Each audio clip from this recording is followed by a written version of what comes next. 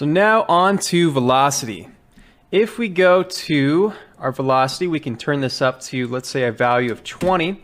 It's going to add a lot of velocity when this thing first hits. And what's interesting about velocity is that we've noticed that it creates this very puffed out shape, right? And that's essentially what the pressure and the expansion is trying to do. And so I'm actually going to turn off all expansion right here. It's not physically accurate, but the reason why is because we're getting a lot of that body from the smoke plume using velocity instead. And so we don't need extra body right now to our smoke plume. So we're going to turn that off, and let's see what happens when we have just that.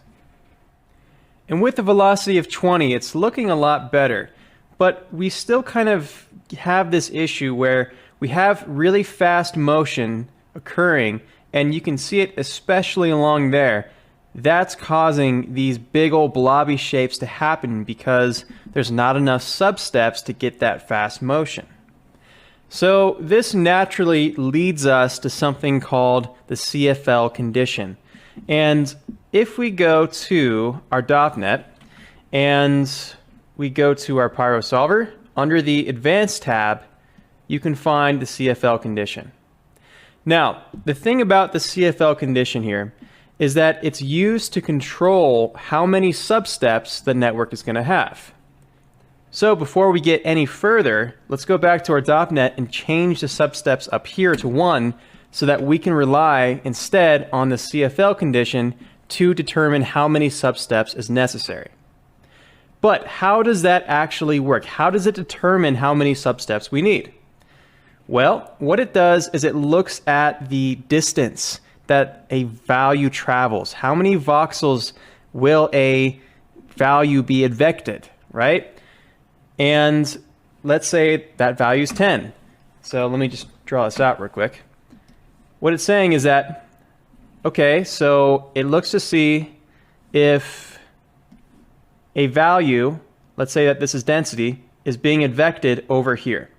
And if that moved over 10 units, over 10 voxels, right? So just kind of visualize these as voxels in distance, then it's going to add an extra substep. So once it adds an extra substep, it says, okay, now look at the halfway points. Is it still moving 10 units? And if it is, if anything is moving 10 units in its advection, then it'll add another substep. So now we have a total of 3 substeps, right? There's 3 right here. And it keeps on adding substeps until no value has been advected more than this many voxels. So the way we can visualize this to get an idea of how far something is actually traveling is if we create a simple box. Let's create a simple box over here. We bring this up, and this, by the way, would be an excellent idea for a Pyro tool. We're going to use this box to figure out, visually speaking, how far away that CFL distance is. So set this to manual down here. I'm going to start off by copying our voxel size. So copy parameter and paste this to the size of the cube. So now we have this guy, which should be 0.1. Oh, right, but we're manual down here. There we go, auto update, and that's 0.1. Now, we're trying to see how many voxels, right? So based on the CFL condition, let's copy this parameter. We're going to copy and transform this box. So copy and transform, and let's make the total number equal to the CFL condition. How much are we going to translate this in X? That's going to be by the size of the box. So translate, let's say in, well, let's go in Z actually. Paste relative references. There we go. That will give us a certain number of boxes that, again, correlates with the distance that the CFL condition is looking at based on the voxel size that we've specified. So if we, let's say, set our visibility over here to our smoke and we set our template flag over here, any value that gets advected more than this distance is going to trigger an extra substep. And what I've found is that if you take this whole line here, it's kind of small in the screen, but if you make that, visually speaking, about half of the size of these smoke plumes, then that will give you the detail you need through the substeps so that we can get all of this extra stuff. What you're seeing right here is actually simulated with the CFL condition right here. So my settings on that would be max substeps of 8 and the CFL condition of 5. This max substeps of 8 is good when you have a 0.1 in voxel size.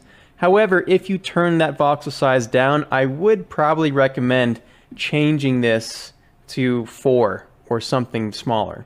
And do keep in mind that if we simulated this at 0.05, we would then also need to change the number of boxes that we have. So if we go here, this has gotten smaller. Why? Because we turned the division size smaller. And this CFL condition is measured in voxels, which again are now smaller. So in that case, if this was a simulation at 0.05, I would double that CFL condition to about 10, and I'd take the max substeps to 4.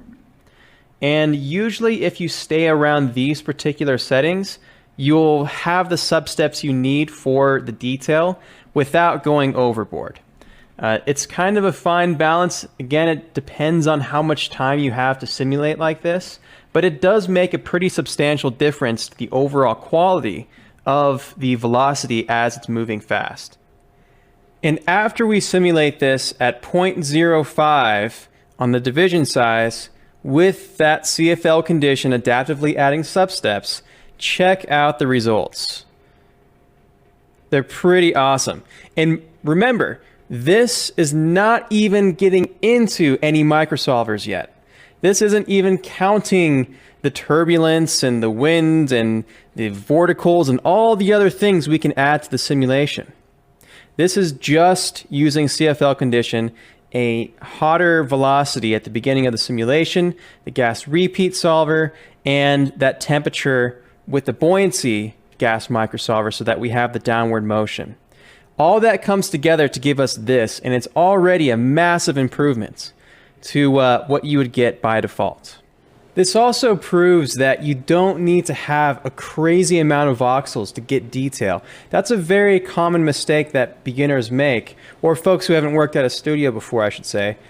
You don't need a lot of voxels. A lot of times when you have these really small division size and you have these really heavy simulations, it's not very practical because the result you get from that simulation is very different than what you're testing at a more coarse resolution. So you're kind of working blind in that situation.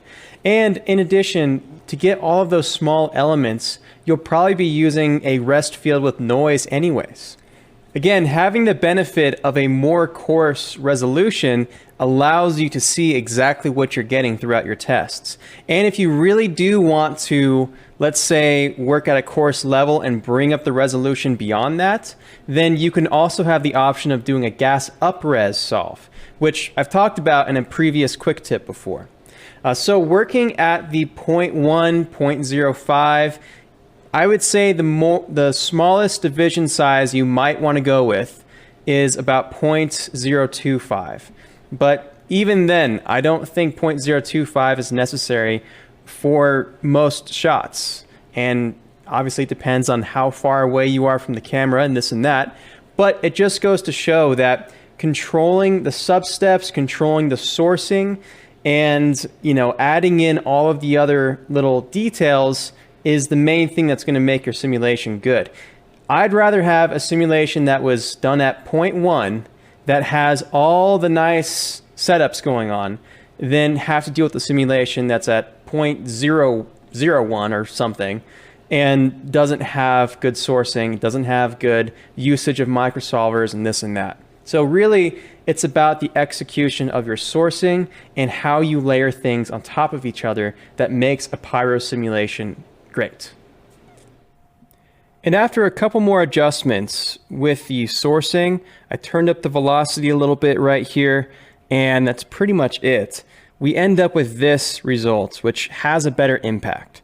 So again, that velocity is there to help us with the initial impact.